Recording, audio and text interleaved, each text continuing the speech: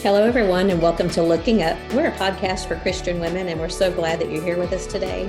We're excited to chat together, and we are just wanting to encourage you and to help point you to the Lord and help us to all keep looking up. And I'm here with Kathy Pollard, my other host. And how are you doing today? I'm doing good. It feels like it's been a long time since I've seen you. But it hasn't been too long. I know. I'm so glad. Yeah. It was great having you guys here, getting to hang out a little bit. Mm-hmm. We loved it. You're in a different spot. I love your shelves behind you with all of your produce, and well, I guess it's not really produce, but the things that you've made. Is that grape juice up there that I see? I've got grape juice up there. I've got cranberry juice up there. Mm-hmm. Mm-hmm. And what's in the middle shelf? Those look like spices. That's where I put my beans and rice and chia seeds and all that kind of pasta, dry goods, things like that. That's such a fun cabinet that you've got there. I love that cabinet. You're in a different spot also.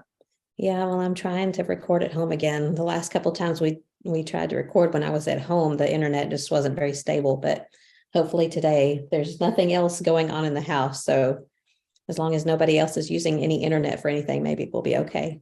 I've been admiring that picture on your piano. Yeah, that was my birthday present from John. That's a great picture. Had that made. That's one of the ones with the grandkids from Christmas.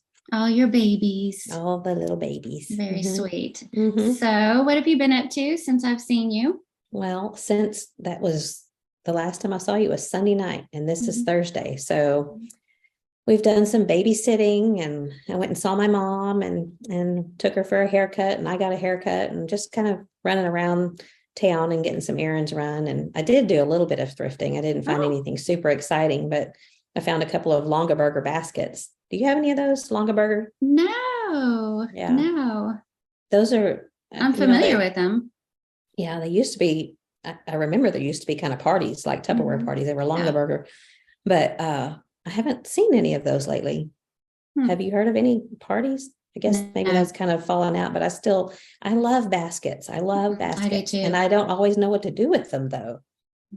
I get them and then I think, where am I going to put this? What am I going to put it in? But one of them they were actually kind of big ones. One is not a picnic basket, but it's, probably 15 inches long and 12 inches wide and has handles. So I rolled up some blankets and put blankets in them. And the other one is, I'm not sure what kind it is, but it's very wide at the top and it narrows down at the bottom. And it has a cloth, a fabric liner in it. So I've just got some various things in it right now, but I always am drawn to baskets. You can't ever have too many baskets. Yeah, you're right. I think you can't ever have too many baskets. So what have you been doing? What's new on the homestead? I saw that you had your fingers in the dirt this week. I did. Yeah, I did. I did some work in the herb garden. It's been severely neglected. So I had to get out there and start working on that. And we were able to go to hit some Amish greenhouses on Monday. Is there a difference? I guess they're just owned by the Amish, or? Yeah. Okay. Yeah. We have an Amish community in Scottsville, not too far from here. And that's where I buy my plants that I don't want to try to grow from seed, namely tomatoes, bell peppers. And we also picked up some pole beans and bush beans and some more herbs and just all that kind of stuff. It smelled so good in the truck coming back. All that fresh green and you've plants everywhere. Planted them. No, I'm going to harden them off. Since they were in their greenhouse, I've got them in my house, and then I put them outside for a couple hours, and then I bring them back in the house and I put them outside for a couple hours. And so maybe this weekend I'll put them. What does that mean? Harden them off? Well, I didn't want to take them from greenhouse environment to outside. Oh. So I kind of wanted to get them acclimated gradually. Okay. So a couple hours outside every day just to kind of get them used to that weather. So it wouldn't be as shocking on them. Yeah. I bought some rosemary. Oh, you did? Is it in your house or outside? It's outside. I don't know if you remember, but I had a huge rosemary plant here at the end of the house that during that freeze, that really long, hard freeze, February of 21. Yeah, it was February 21. It killed it. I mean, it was huge. Oh, man. And I could go outside anytime and just break off some rosemary just to smell it. I love to smell it, but to put in potatoes or whatever. And really, that's the only thing I ever felt like I could grow because it the cows didn't eat it, the deer didn't eat it, and so it was pretty safe. And I thought I want to try to bring that back. Maybe keep it in a pot this time. Yeah, rosemary really likes your kind of weather, hot and dry. Mm-hmm. Yeah. Well, so I've got rosemary, but that's about it. Well, there's a lot of herbs coming up in my garden from previous years, and that's so exciting because I love plants that come up that you really didn't have to do much work for. Mm-hmm.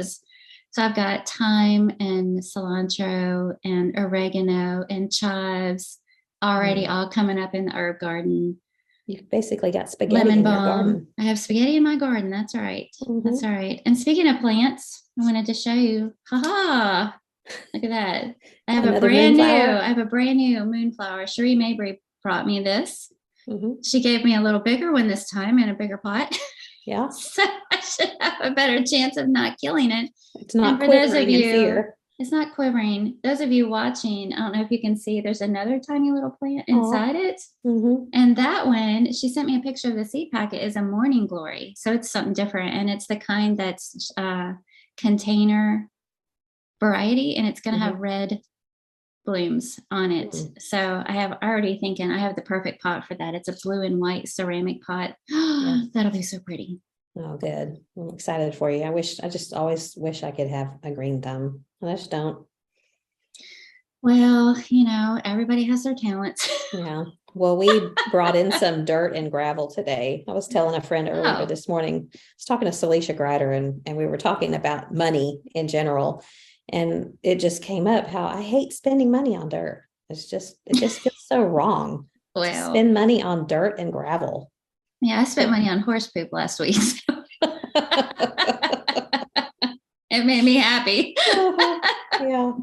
Well, horse, this is probably inappropriate for the podcast, but I'm just going to go there. Oh, dear. Horse poop. Why does it smell worse than cow poop? I don't know the answer to that question. Well, you should. You're the green thumb. I'll look into it for next time. Okay. Better yet. Friends who might be listening and know the answer to that question, please enlighten us. Why? Inquiring minds want to know. Yeah. I've just always wondered, cow. Anyway, I'll just stop there because it's just getting worse. But I'm glad. I think that buying horse poop is probably it's worse than buying just dirt and gravel. You think so? Well, not worse, just mean it would be harder for me to spend it on horse poop. Oh, I guess I just think of it as it's exciting. It's beneficial to my garden. Yeah. I was glad to find somebody who had it on this farm for me to make use of, since I don't have a horse. Yeah, maybe you should. Probably not. Neil is quaking in his boots right now. Actually, he mentioned a couple years ago that he would not be averse to having a horse. But they take a lot more property, don't they take a lot more room? Yes, and I feel like that's way beyond our skill set. I mean, I have a healthy respect for horses. Yeah. Well, I'm excited for what you have, and it's just you have such a sweet place, and when you have your little calf on there, it's going to be even better. I know. I'm so excited. Hey, I was going to tell you some news about the podcast. Okay. We have listeners now in 31 other countries. No way. Yeah, way. 31 other countries. What's the farthest? Well, Singapore, probably, right? Yes, probably. Okay. That's halfway around the world. So. And New Zealand. Okay. That's pretty far also. Yeah. I mean, it's probably one listener in each of those countries, but it still counts. Yeah. And 31 countries. 31. It was just really exciting. The list just keeps getting bigger and longer. And so how cool is that? Well, it has been very encouraging to hear from a lot of people that are enjoying the podcast. And, we have asked around wanting to know if it's too long or too short or what we could do better. So we are interested in hearing from our listeners and let us know topics that you're interested in hearing us talk about. And we like to hear feedback from you guys. Well, and I can't remember if I said this on the podcast. I think I just shared it with you, but do you remember I saw Michelle Massey at Lads to Leaders in Nashville? And she listens to the podcast, and she said that, how a lot of people have said something like they feel like they're just sitting around the table with us over a cup of coffee having a conversation. Well, she said she feels like that so much that she catches herself talking back to us. Yeah. Like she really is engaged in the conversation. And I just love that, because that's what we hope for. That's what we're going for. We just want it to feel like a conversation between good friends, encouraging each other to look up. Yeah. Hillary Hammer said the same thing to me this weekend. She just said, I just wonder if y'all can hear when I talk back to you. No. But wish we could. Yeah, it would be fun. It would be fun if we had, maybe someday we can do a great big Zoom meeting. That would be neat. There's like an idea. A big Brady bunch. Yeah. Well, Equipped was so wonderful. Y'all did such a great job getting it all organized and getting people interested and involved, and just I enjoyed it so much. It was great. And I was talking to Neil about this. We get so caught up in the planning and the logistics and trying to get everything ready. And sometimes you forget about what it's all about, just the wonderful lessons, the heart touching messages that we heard all weekend. They were so good. And then stories with people that were there. There were prayers prayed for things that were happening that didn't have anything to do with Equipped. And people were sharing their stories with us about things they were experiencing and why they were glad they were there.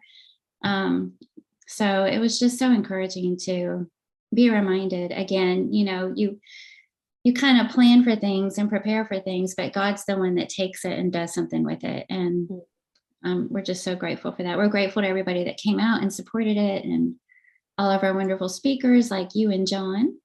Y'all did great. We enjoyed it. Did you get a count as far as how many congregations, different places came, different areas? Yes, but I don't remember. I remember Neil saying something about on the first night there was like 14 or 15 different congregations represented, or maybe more. I may be. Yeah, I know David Chang has wrapped up all of our stats, like all the different congregations or countries or whatever, but I'm not good at remembering numbers.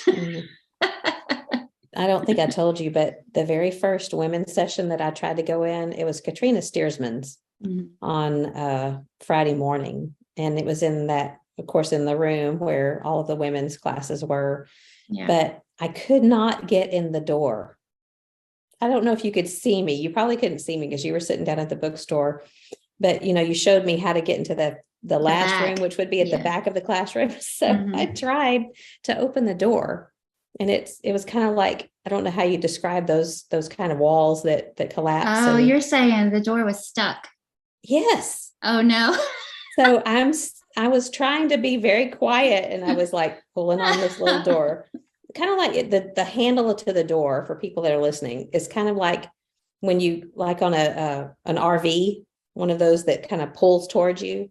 And so I'm kind of pulling on it gently and pulling and pulling it, and it's not budging. You can't. You have to really yank on those doors. Well, nobody told me that. And then Jeff Archie was standing right next to me. He was standing at his booth, and he was laughing at me a little bit. So he came over and he tried to open it. He couldn't get it open. Oh no. So I gave it a yank, and I'm thinking people on the inside are wondering what in the world is going on out there. No, they knew exactly what was going on. Why didn't they open it for you? Well, that's what eventually happened, is somebody just came and just shoved it open. And there's all these faces turning and looking at me like, like I think you said to me, what the solution is to get there on time. Yeah. But they left it from then on. They started leaving that one cracked. That's smart. So that people could get in and out. Yeah. Yeah. Thankfully, there was a seat on the back row, and I was able to kind of sneak in. It's actually, I got to sit by your grandbaby and admire him during that lesson. Yeah. Isn't he cute? He is adorable. Those little chunky legs. Emily put him in a high chair for the first time yesterday. Yeah. Do you like it? I don't know. She just sent pictures and said first time in the high chair, and he's like this, like hunkered down in it. Yeah. Probably have to wedge him in with blankets around him to keep him up. Yeah. So already just, milestones. First time in the high chair. Yeah. Well, now they have those bumbo things that we didn't have when we had kids. They have all kinds of things and do all kinds of things that we didn't do back in our day. Here we go again. But that bumbo, I think, is probably at the top of the list of things that I wish I would have had. Is that round thing that goes all the way around their body? Yeah. And it has a little divider for between their legs. So it holds them up. Props them up. Mm-hmm. Before they can really sit up, it holds them up. You can just set them on top of the table, and I think they like it because they can see better. It's better than laying down and looking at the ceiling. This way they can look around them. That and those next to the bed bassinets that are level. Have you seen those? Yeah, I've seen those. Oh, those look pretty nice too. Yeah, those are nice. Well, if we could go back and do it all over again. You froze for a second. What did you say? I said, if we could go back and do it all over again. Yeah. No. No. I think we talked about that last week. All right. So do we want to go ahead and move on into our topic for the day? Yeah, let's do it. We are going to talk about, we're calling it, I See Good People. Do you know what that's from? Well, we didn't talk about it, but I think you're talking about The Sixth Sense. Yeah. I See Dead People. Yeah. Exactly. That's one of those movies you can only watch once. Oh, it's so good. But anyway, yes, I See Good People. And the reason we wanted to talk about that is because it's so easy to focus on the negative sometimes, or it seems like that's what we hear about most often. And so we thought it would be fun to talk about good things that people are doing and that we're catching sight of, and we could just share it and talk about that. And how encouraging would that be? So just to kind of counter all that other stuff, all that bad stuff going on that hits us right and left in the news. Yeah. So you want to go first? Well, there was one that John reminded me of when I was kind of picking his brain to remember some things that happened a long time ago. Like, I didn't know about it when it happened. I found out about it much later, but I've heard about it since then. Here in this area, there were, it's about doing the right thing when it's hard to do the right thing, and people see it and it softens hearts. And there were two brothers that married two sisters many, many years ago. And this is not a story. This is true. Okay. And, they were best friends. Then they did everything together, and they took trips together, raised their kids together. And then, I don't know, probably 40, 50 years into the marriage. So they'd been married many, many years. One of the sisters died. And it ended up several years later. I don't know exactly how long it was later, but that husband, the brother, married another woman. And of course, it was all on the up and up and everything was fine, but it was very painful for the family, for the other brother and sister. And they ended up, it kind of hurt their relationship, and they weren't really associating with one another. And I think that there were a lot of hurt feelings and hard feelings, and even though it wasn't wrong, but I can imagine, they had been doing things together for so many years, and then here there was another woman in the midst of them, and it wasn't her sister. So anyway, the brother-in-law that married this other woman, I hope I'm not making things really confusing, but he knew that his sister-in-law liked her wood burning fireplace and that she had run out of wood. And so he and his new wife, and she wasn't really new, they'd probably been married a couple of years by then. They took a whole cord of wood over to her house without her asking for it, without her knowing.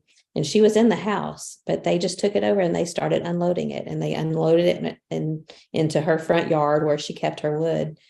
And it was just one of those things they did for her, even though she probably had not, I don't know that she had been unkind, but she had not really been associating with them because she was hurt. And they did the right thing. And it just makes me think of that saying, it's always right to do right.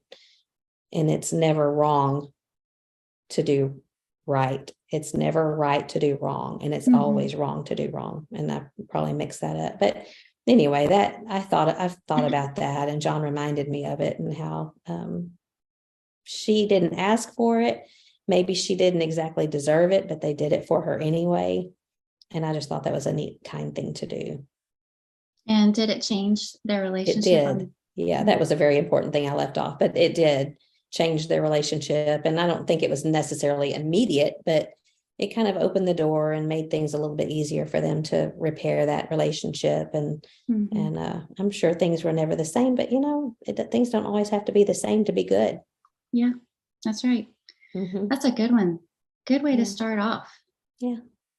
What about you? What have you thought of?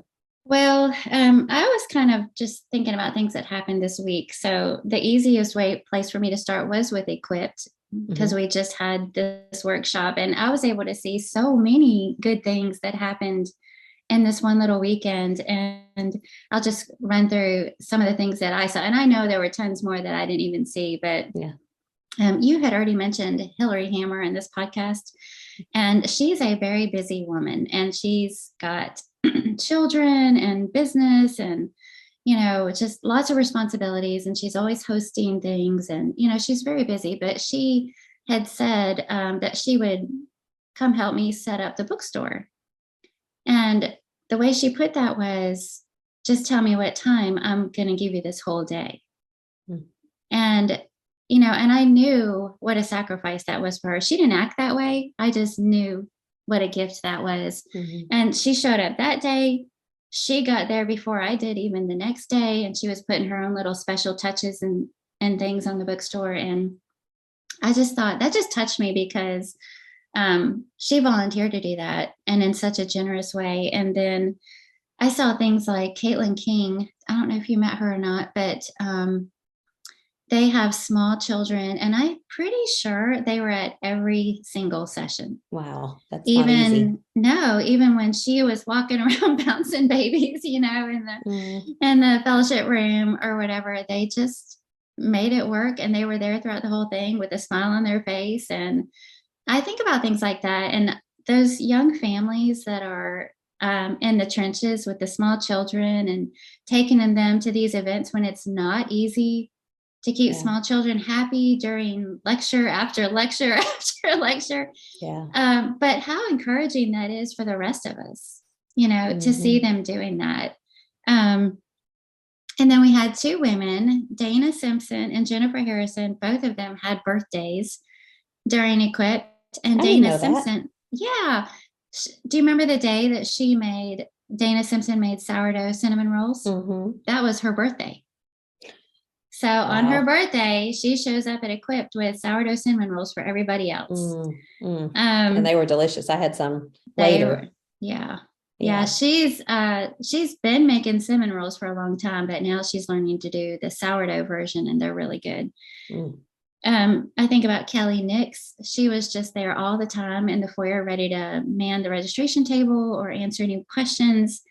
John Pascal was kind of one of the tech guys that was helping with the register, and I was constantly sending him questions.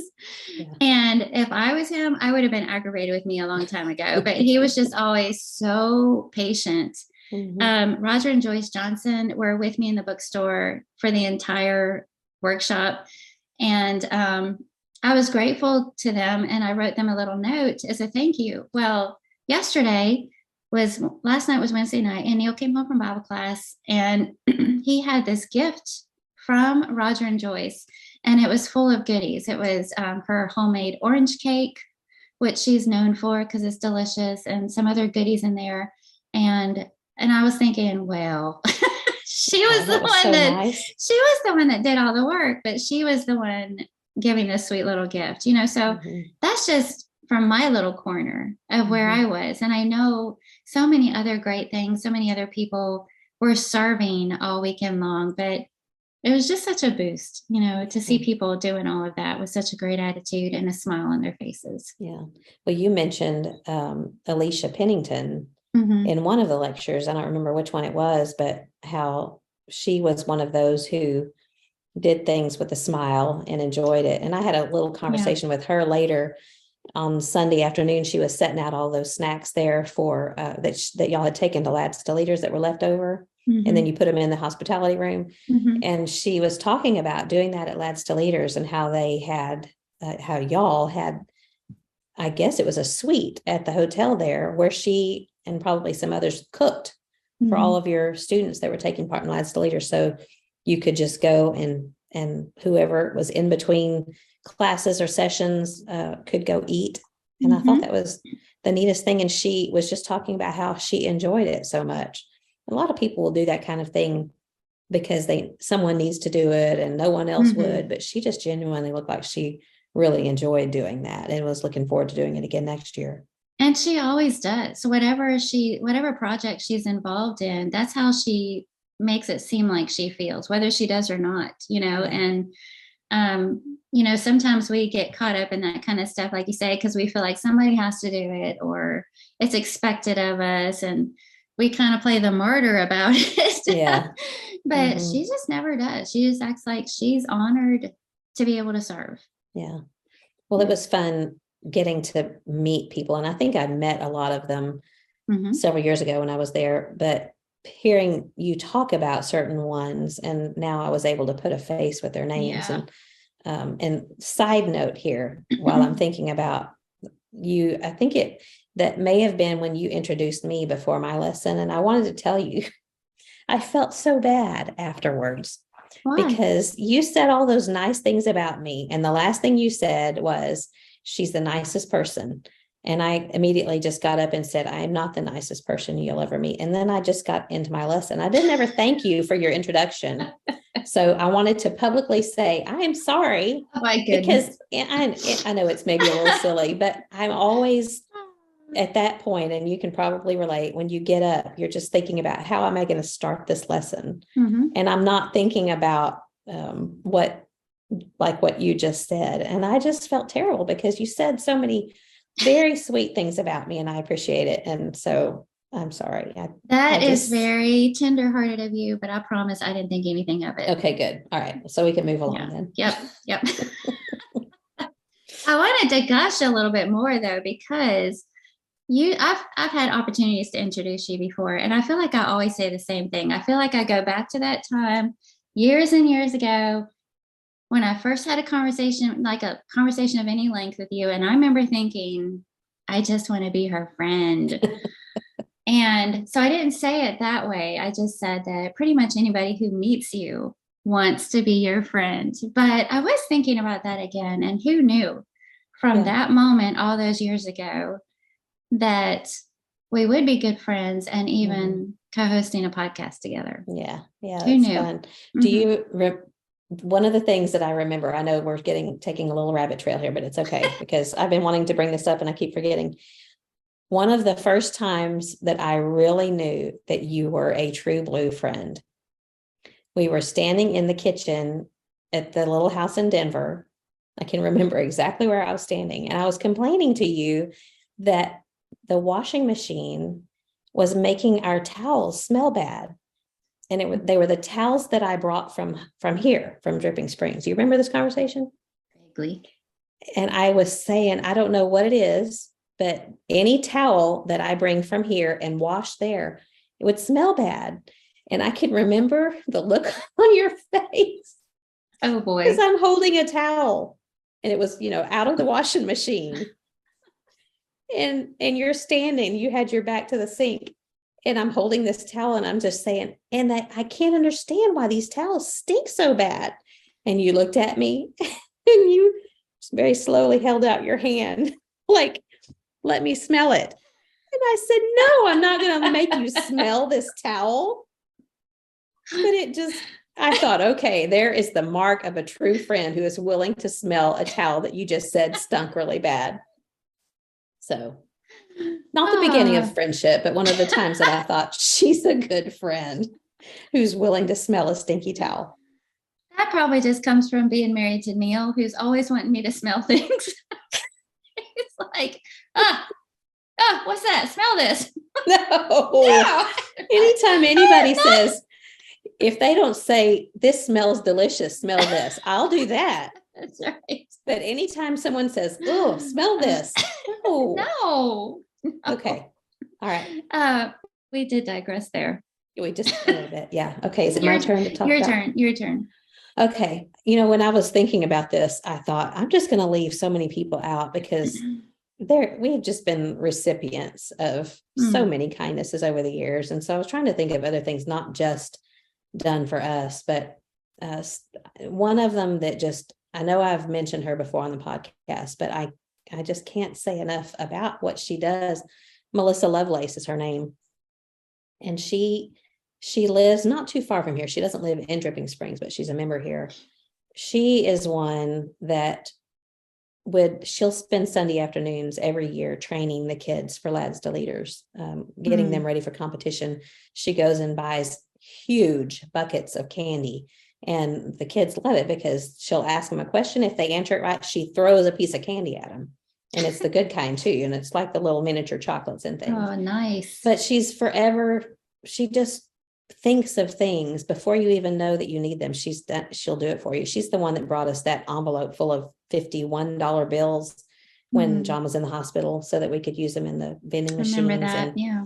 she has made quilts for people. Like, she made one for us when we left Dripping Springs, when we started doing the back and forth to Denver. She made one for my parents when they retired, for John's parents when he resigned from being an elder. She organized everyone in the congregation signing a little quilt square, and then she sewed them all together and made ours is huge, a huge signature quilt, which is just one of those keepsakes that you just can't ever forget something like that. But she will show up with food when anybody needs any food. She's just Johnny on the spot with things like that. And she's one that doesn't like any attention on her, but she will do anything for you. And she's just very memorable about things like that. And I just love her to pieces. Well, you're kind of like that. Not like she is. Not kinda. You are like that. No. I always think that about you, that you have a knack for thinking of something so thoughtful and practical in the moment, because I know it's true, because I'm always going, oh, why didn't I think of that? Well, this is not supposed to be about us, right? So thank you, but. Oh, you're welcome. Okay. I'll send you your money later. Okay. Well, again, so I'm just doing things that I've seen this week. So we didn't talk about this ahead of time, or maybe we would have handled it differently. But so Tuesday of this week, 2 wonderful, thoughtful things happened on the same day. And one of them was Mike McGuire and his son Jared McGuire showed up with their chainsaws to work some more on those fallen trees on our property, because some really, really big ones came down. We've already talked about this on here, that were bigger than what we could handle with the tools that we had. And they just spent a few hours of their day out here. They just got to work, and they volunteered. Neil just said that they offered to do that and they were going to show up. And then on that same day, Ken and Sally Ware, who are brand new members at Lehman Avenue. He has that wonderful voice. Yes, he led singing on Sunday morning. After Equipped was over, she said to me, is there a night this week when I can bring you a meal so you don't have to worry about dinner? Wow. I know. I just wanted to cry on the spot. I was like, what? And so she arranged to bring it out Tuesday and picked a time. And she and Ken both showed up with this huge Italian meal. And everything that she made had these fancy names that I've never even heard of before. And I think it was from some restaurant that they used to go to, that they got recipes for these meals. But it was Italian pasta with this fancy sausage in it, and this fancy chopped salad, and Italian bread. And I mean, just the sweet. And they just dropped it off just for no reason, just to be thoughtful. And I was just so touched by that. But anyway, I'm sitting there, on a day when you're like, what is this, my birthday? Yeah. This is everybody. Well, let me tell you when my birthday is. You can. I know. Everybody be nice to us day, because they were all here at the same time. We've got these guys out there with their chainsaws and this sweet couple delivering a meal. And I'm like, well, this is so nice. That's amazing. Yeah. It was very thoughtful. Is there any leftover? No. It's already all gone. Well, so I was thinking of some others that over the years have just done such thoughtful and sweet things. There's a man and his wife. He's used to be one of the elders. He's resigned since then, but Kelly Miller is his name. His wife's name is Linda. And to me, they're some of those unsung heroes that you don't ever find out from them that they've done something, but you just hear through the grapevine, oh, Linda and Kelly were over there and they picked so and so up, or they ran an errand, they went and got their medicine or whatever. They're just always doing little things like that. He's one of those that would every year during VBS, when John was organizing it, John would have all kinds of projects, and like the Dead Sea Scrolls one year outside, we had a little area where the kids could put their hands on things. And John asked if Kelly could just put something together that looks like one of those clay pots that the Dead Sea Scrolls were found in. And of course, Kelly he ran a cabinet shop for years and years. In fact, he taught Micah his skills. Yeah, he's an amazing carpenter, but he would just pop out these, I'm sure it wasn't popping them out because it took him time, but he would build things, and they're just quiet, good, helpful servants. And I've just they live just down the street from us, and I just think they're some of the best people. And it's not just them. I was just thinking of all these people here in Drippin that are quiet servants. Lolly Brown is one, and she worked in the teacher's workroom for years and years, and she would do charts for John, and just always behind the scenes. And behind the scenes people are great people, you know. They really I just are. think we would never get done the things that needed to get done if it weren't for behind the scenes people. So people in the church here are amazing. I was thinking about, I feel like you keep using some of those same descriptives. They would never draw attention to what they're doing. They're just quietly serving. They're behind the scenes, and they probably have no idea how much of an impact they're making and how much they've touched you in your life and encouraged you by their quiet service. And we should do a better job of telling them, I think. And I know I have at certain points, but you're right. And I think that was great. And you're having this idea to make this podcast about I See Good People, because it's great to let them know that we notice these things. And we just, I know that I personally don't do a very good job of letting people know when I'm touched by something that they do. You are great at writing thank you notes. And there have been times I've gotten a thank you note from you, and I think, what'd she write a thank you note for that for? Because you're just very thoughtful that way, and I'm not. I need to be better about that. No, I am not. Hey, you said this wasn't supposed to be about us. Yeah. But thank you. I'll send you a note for that later. Okay. Then I'll send you a thank you note, thanking you for your thank you note. Okay, my next one, moving on from acts of service, I was thinking about I see good people in soul winning. And I love this one. This one, we are so blessed to know people that think souls in such a natural way that it's just part of their lives. It's part of who they are. And I'm so encouraged by them. And so I wanted to mention two names. And the first one is our other minister here at Lehman Avenue, Hiram Kemp. And he is probably one of the biggest soul winners I've ever met. I mean, he's always in a Bible study, and even manages to get involved in Bible studies with individuals that, heretofore haven't been interested. Yeah. Or other people haven't been able to get them in a study. And it's just who he is and what he does. It's not like it's part of his ministry schedule. He just knows that that's why we're here. Yeah. And I think it's been so good for all of us to see it doesn't have to be scripted. It doesn't have to be part of a program. It's simply a matter of saying, let's get together and talk about it. Let's get together and open up the word together. And it's just extremely inspiring. And the other one is a woman, one of our members here, Chrissy Johnson. Do you remember meeting her while you were here? I did. And she, a little bit different approach, maybe not so much the actual sitting down for Bible study, but she is always bringing people to worship, always. And she brings women with multiple children, and she has the children sit with her. She goes and sits with the children, and she's the one who walks them to class. I feel like every time I see her, she's got somebody else's child from the community. that she's taken around to Bible classes. And again, that's just who she is, and she's just made it such a natural part of her life. And I love seeing that. And I love seeing that neither one of them draw attention to it, like you say, or made it part of a program or a checklist. It's just who they are. And it's them seeing the people around them that God's put in their path and doing what they can to lead them to Christ. Don't you think that conviction plays so much a part in being involved in soul winning? And when you're convicted about what it is that you're trying to share, and when you really care about other people, you want them to know the Lord.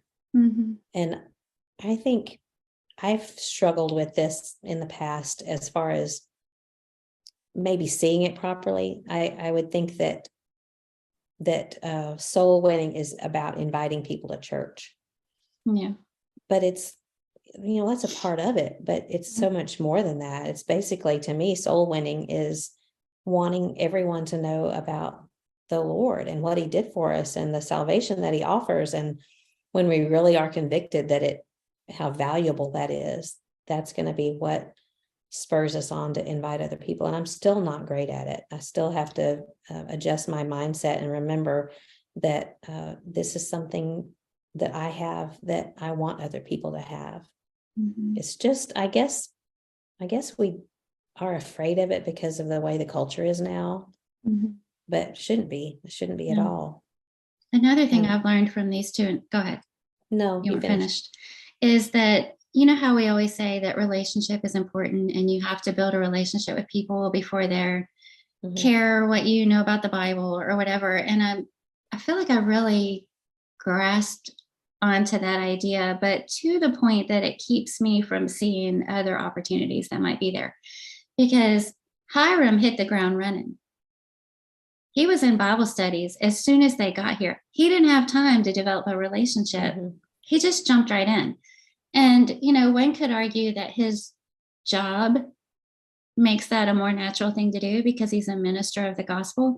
But I don't think that's why. I think he just, finds out that this person doesn't know the plan of salvation. This person doesn't know the gospel. This person might be willing to sit down and talk about the Bible with him. And with Chrissy, a lot of hers are people that she comes into contact with through her job.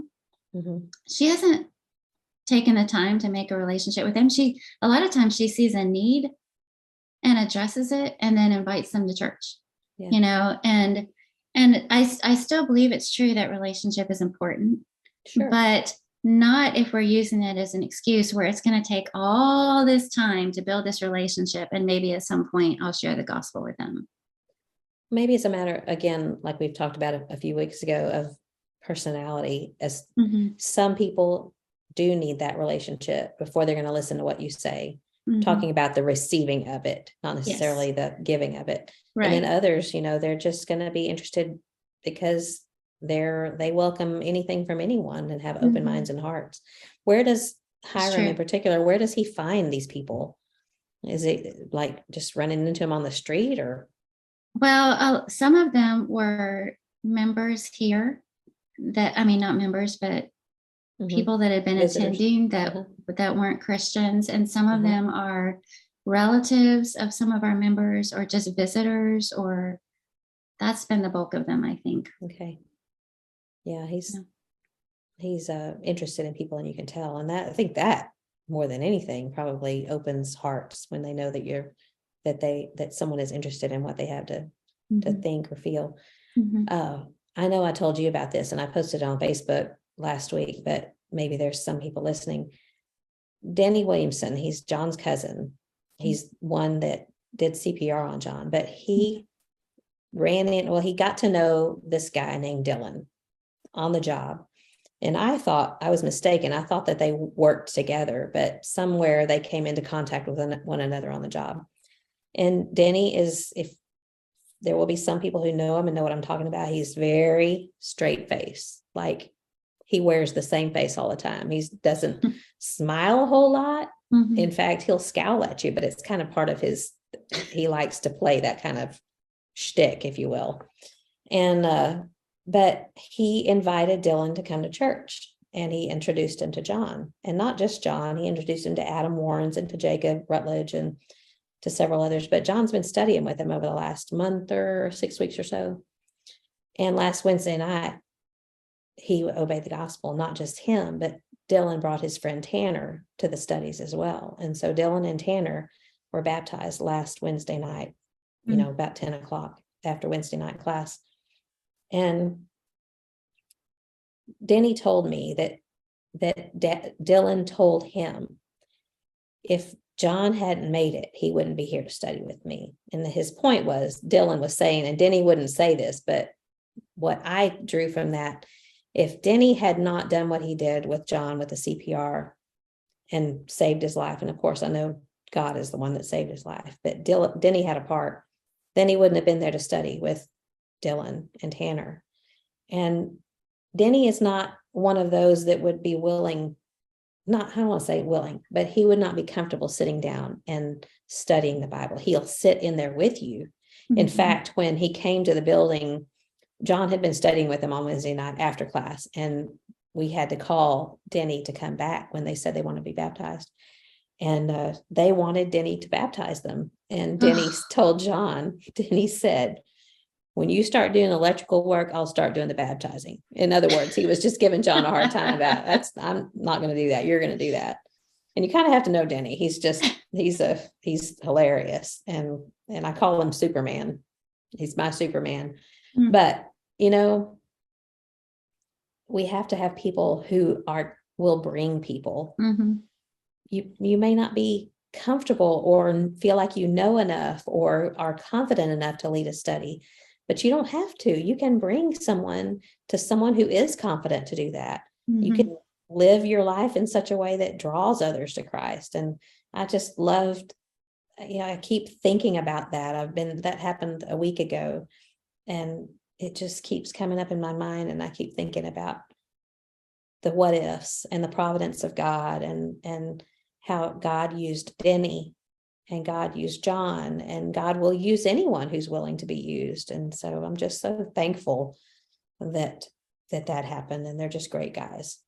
I'm glad you shared that on here. I saw that when you shared that after it happened, it gave me chills to read about that. And Denny saved John's life physically, and John was able to turn around and save Dylan and Tanner. Yeah. They're alive spiritually, God, of course. Yeah, but obviously. And then Denny bringing them, again, it kind of goes to what we're talking about, all these little things that we think are small and insignificant. And God's the one that really does the good stuff with them. Mm-hmm. We just look for ways to do our part. I'm glad you shared that. We plant the seed. That's right. God brings the fruit. Yeah. Yeah. So is it your turn or my turn? Well, that was my soul winning one. So I think it's your turn. Okay. Well, I was thinking about people who, again, are always helpers and always servants. And there were actually there's three, and I know there's way more than this, but Rob and Martha Bluen are friends of ours they live in Franklin, New Hampshire. Actually, I think they live in a different little town by now, but it's very close to where they used to live.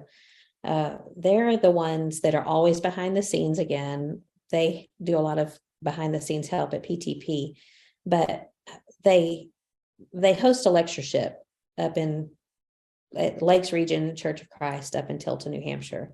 And Mom and Dad used to go years ago, and they would vacation up there in October when everyone is leaf peeping. And they got to know this congregation, and they got to know Rob and Martha. And their story is really cool, how I'll have to share that a different time, but through a VBS, they were able to convert another family. But anyway, when Mom and Dad got to know this congregation, then they started to organize this lectureship that they have every year. And it's been about at least 25 years. I want to maybe even more, because I think it's probably 30, because Jacob was born when they first started that, and he's more than 30 years old now. But they're just the kind of people that will show up to help. But they came to Dad's funeral all the way from New Hampshire. They didn't tell us they were coming, but when they walk in the door, and Mom, they're some of my mom's favorite people. And when you see that and your heart is grieving, there's just a balm that comes from people that show up when you need them, and you don't even know that you need them, but when you see them, it just fills you with joy, and you need it. Jeff Jenkins did that with John. He showed up to Grady's funeral when John's dad died. He just walked in the door. And so people that do things like that, just think of doing something. And a lot of times I know I've thought I should do this, and then I don't do it. But there's people that think I should do this, and they do it at their own personal expense and sacrificing time. And so I'm thankful for people like that. I remember Cheryl Turner telling me something similar when Bob's dad died. She, on the other side of the funeral, she was telling me, mentioning names of people that walked in the door that they never expected to see there, and how it just touched their heart, and they'll never forget that. Yeah.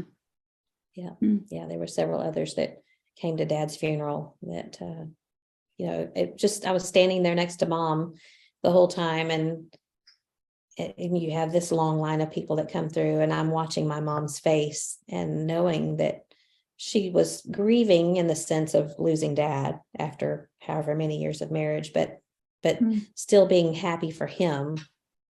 But with each new person that walked up, just seeing joy on her face filled me with joy. There's nothing like that.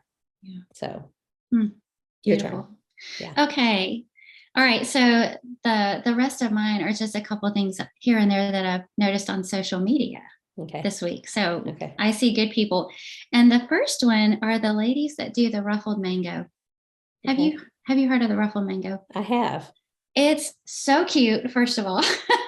They have a website. You should, listeners, if you're not familiar with them, go check it out. But they create these planners and journals and scripture writing programs, and they all have these beautiful floral designs and, just really beautiful stuff. But it's focusing on Bible study tools, and I believe their blog may also have some articles, devotional type articles and things like that. But I know a couple of the ladies, Kristen Hicks and Christy Cook.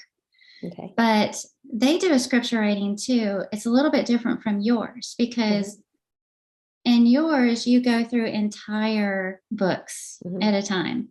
And what they do is they choose a topic for the month. So this particular month for April is the Good Shepherd. And so they have their list of verses, and every verse that you write down for each day in the month has to do with the Good Shepherd. So it's more of a topical theme. So it's just another option out there, but they share that free, every month. And of course you can go to their website and find other things that you might buy for your own personal Bible study use. But every time I see their stuff, it just makes me smile. And I don't know if it's just the prettiness factor, because it's so beautifully done.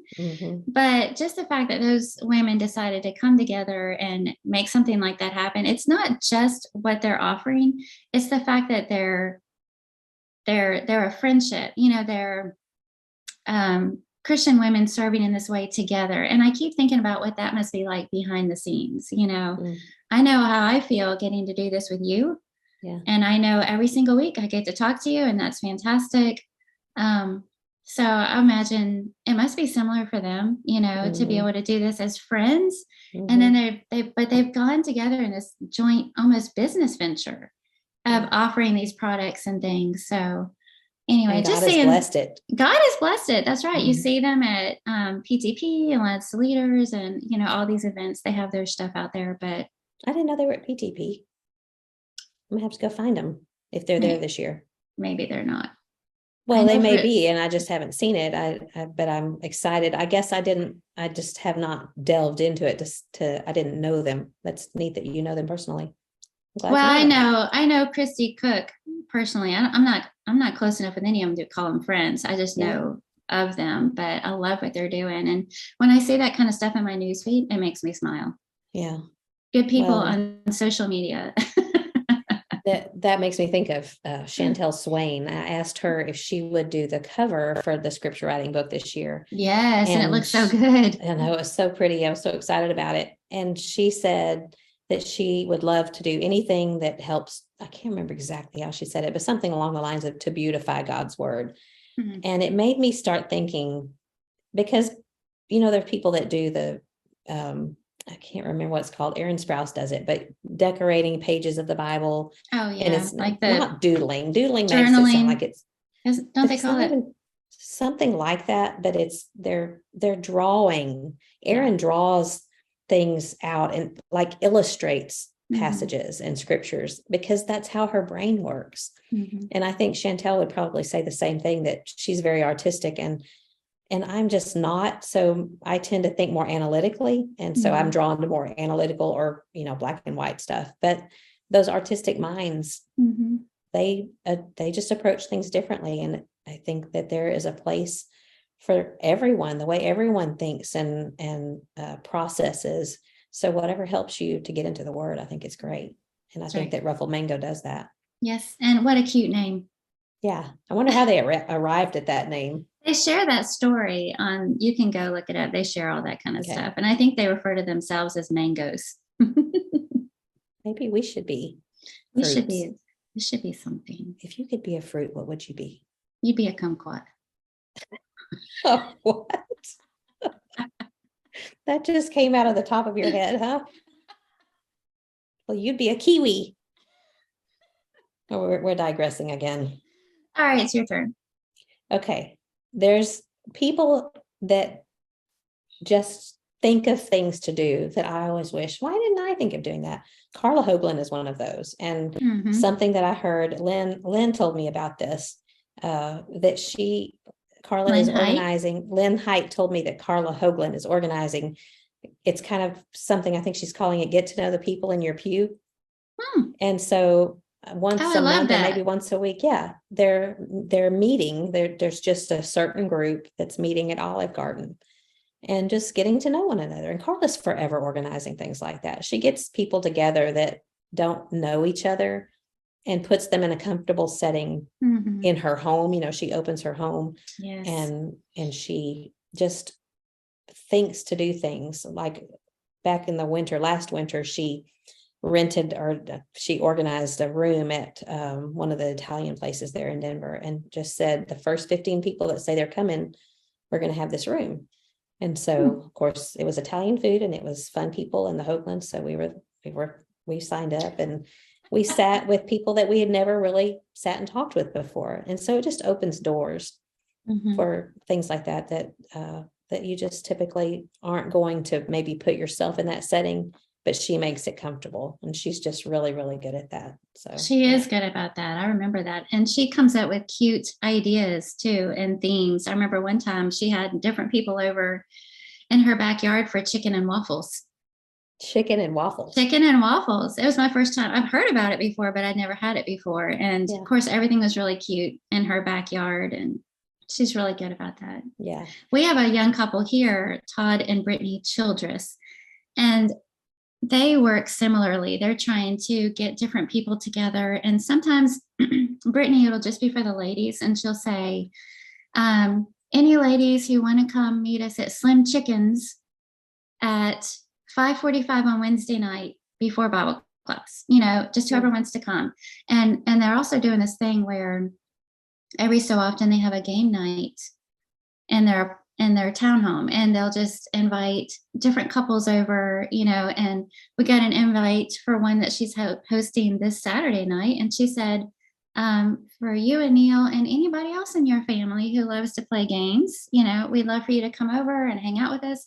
And she just picks different people, to invite them for that. And I love that because she's kind of stepping out of her comfort zone to do that. And she'll tell you that, but she's doing it anyway because she wants to bring people together. Yeah. So encouraging. That's great. That's great. Okay. Well, there was one other that I don't know how quick we're going to wrap this up, but I wanted to share this because it's been something that I have loved. I'll bring up Lynn Height again. We live on support. I mean, we have some salary from Bear Valley, but we also have support that allows us to do what we do. And but Lynn is the bursar at Bear Valley, and so she sends. She's the one that writes the checks, and I think that now she does it online. But for the longest, when she would send our checks in the mail, there was always a sticky note on the check, And she would always draw a little picture and write something, I miss you, or can't wait to see you again, or just some little something that was just so sweet. Because a lot of times, and I'm not knocking anybody that sends a support check, because I did it for a long time. And I just never thought to stick a little note in there, but it just meant a lot. And we also there's a little couple, Dave and Carol Roberts, that send us a check every month. And she always writes us a note. And she'll mention the weather, and she does scripture writing, and she'll always just be complimentary of that. And she'll say things about, I was following along with your trip. And she just always ends it with, we love you both. And she signs it, the two, meaning she and Dave are the two.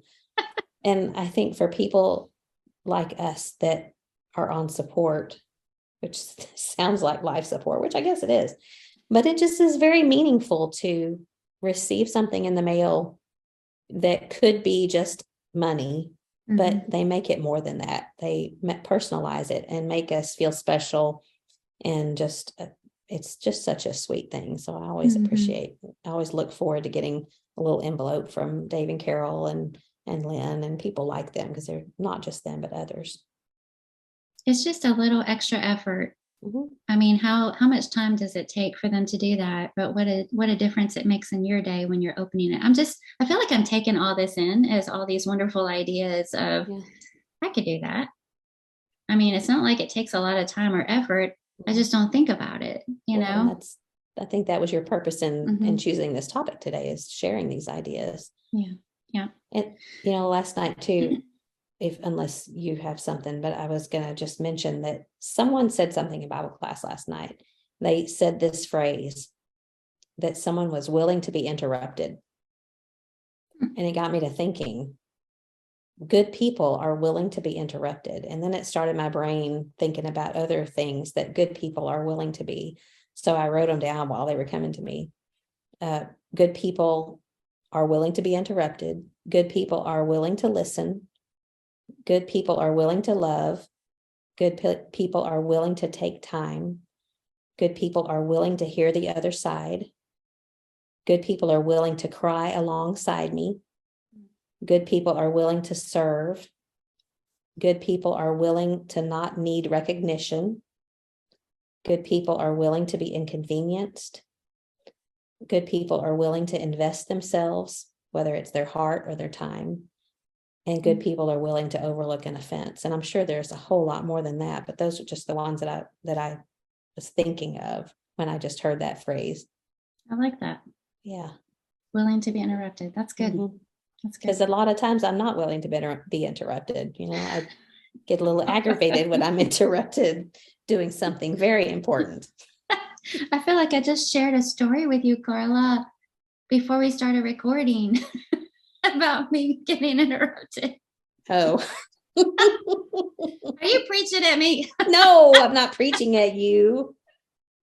You need to. I wouldn't have brought it up if I was preaching at you. I didn't even think about that. No, that was different anyway. I know, I'm kidding. I did want to mention really quickly, another one on social media is John Warren's and his sticky reminders. Yeah, I love that. He writes these little sayings on Post-it notes and calls them sticky reminders. And it's always something good to think about. And I love it when good things show up in my newsfeed. And he had shared, to hear with my heart, to see with my soul, to be guided by a hand I cannot hold, to trust in a way that I cannot see. That's what faith must be. Just these little things, something that you can read and then think about for the rest of the day. And I have my very own. Your very own what? Sticky note from John Warren's. What? Yeah, I do, because they stayed in our house. Oh. It was the spring of 2020 when we were in Denver, and it was during when COVID was starting up. And so they were here. I think they were kind of transitioning between when they moved from Fort Worth to start working at World Video. And so they were staying here while they were looking for a house. And I found one of the little sticky notes, and I'll share it next week, but it says, looking forward to that heavenly quarantine, something along those lines. I'm probably not saying it exactly the way he has it, but I left it on my refrigerator where he put it. So, oh, yeah. Well, That's special. I'm special. You're very well. We already knew that. Well, we wanted to do this because all these little things, they aren't just good for the recipient, the receivers of all those things that we mentioned, but for everybody else who has a chance to observe them. And, it lifts our hearts up and makes us look up. And, all those quiet behind the scenes little acts, some may go unnoticed forever in this life, but God sees everything. Right. But then there are things that we all get to see and observe, and not in any showy way on anybody's behalf, but just people being who they are and seeing opportunities to encourage and take in those opportunities. And so how much funner is it to do that and to point out what's right with the church than what's wrong with the church? I hate it when people talk about what's wrong with the church. It just hurts my heart. And I think when we started talking about this on Monday, right? Did we? A few days ago, we said, let's do this topic. And I feel like I was seeing so many things just in this short, when you look for it, exactly. Just in this short amount of time, because when you start looking for it, you find it, you see what you're looking for. And there are so many good people all around us, and God's people are lifting their hands to others and sharing their heart with others. And what a blessing. Yeah. And the only bad thing about this is worrying about who we left out, because tons. There's so much that's going on that we don't always see, or I hate forgetting things, because there have been so many wonderful things done for us personally or done for others. I think about my brother-in-law, Roland, that lives just down the street, that was forever taking care of my mom. Just would go up and change out the heat lamp in the well house when I wasn't here, and checking on her during the ice storms. He's one of those guys that's always doing something for others, and it doesn't necessarily go noticed. We don't, people don't always notice it or say something. So there's people I know that I've not mentioned that have done so many wonderful things for others and for us, but like you said, God notices, God sees. And that's the most important thing. Yeah. I wrote down something that Kevin Rhodes said a few years ago. He said, when people do not see the good in life, it's because they first failed to see the God of life. And the individuals that we've mentioned, they're not even looking for recognition. They just serve God, and they're his hands. And I put this so many good things. We don't even have time to go in all of them. So I'm not even going to run into this last part. Never mind. I'm keeping an eye on the time. Never mind. I feel like this is another one we could just talk about all day long. Maybe we should jump into our random question. Okay. And how was it worded? What's your least favorite household chore? This wasn't this Julie Dilbeck's suggestion? Yes, this is per suggestion. So what is your least favorite household chore? It's so dumb, but I hate putting things up.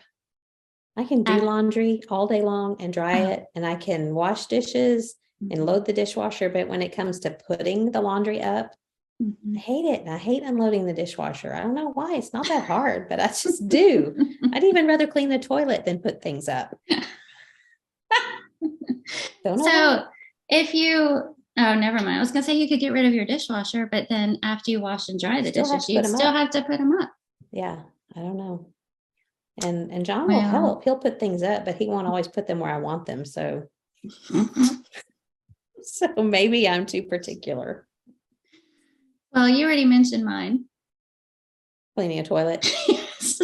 Well, who likes that? Nobody likes that. I know, it was kind of obvious, but all right, we're boy moms. I had 3 boys in the house. And, I still have a boy in the house. Say no more. Really, say no more. And then I live in a house that has 4 toilets. 4. You should just put duct tape over 3 of them and only use one when it's too strong. Don't think I haven't tried that. I didn't actually use duct tape, but I made a gentle suggestion about, since there's just 2 of us, how about picking a toilet? Yeah. I don't know. I don't like that phrase. Pick a toilet. Was that unreasonable? It's kind of gross. Pick a toilet. Well, he didn't do it. Yeah. I'm about to say something that probably I shouldn't say, so I'm just going to stop. Something along the lines of just sit down, but I'll just stop there. Well, anyways, that's the second podcast in a row that I've used the word toilet. So I am not going to use it again next week. Okay. We will hold you to that. Okay. Well, don't gig it out of me either, Carla. I know you. Okay, let's see on social media how many of us can get her to use the word toilet. Oh, brother. Toilet. Oh, my children are probably mortified by now. If they weren't last week, they now are. Oh, I forgot to mention one very last one, that my daughter-in-law Erin gave me a Zofran one time when I was sick to my stomach, and she had one left. And if you know how valuable, have you ever had Zofran? I don't even know. It's an anti-nausea. Oh. And it's like if you are sick, nauseated and sick, and you take a Zofran, it's like the heavens open up and angels start singing, and you feel 100%. It works that good, huh? It works that good. Huh. And I had not been sick in years, and I was sick, and she happened to be there, and she had one left, and she gave it to me. And that is the most selfless act anyone can do for anyone else. So she loves you. She really loves you. She had to. Well, I gave her some back when I had some later. I saw this thing that said, no one will ever be as entertained by us as us. I think that's very likely true. That should be our slogan underneath the name. No one will ever be as entertained by us as us. We'll put that right behind. We may not be fresh. We may not be remarkable, but we'll be fresh. We'll be fresh. We're going to maybe start some new hashtags. Yes. Okay. Well, we have enjoyed talking with one another and getting this podcast together, and would love to hear from any of you with your things that people have done for you or that you've seen done for others. We just, it's so encouraging and uplifting. And after all, that's what the whole purpose of this podcast is. So if you would like to share things that you have seen, you've seen good people, let us know about it. We would love to hear from you. And until next week, keep looking up.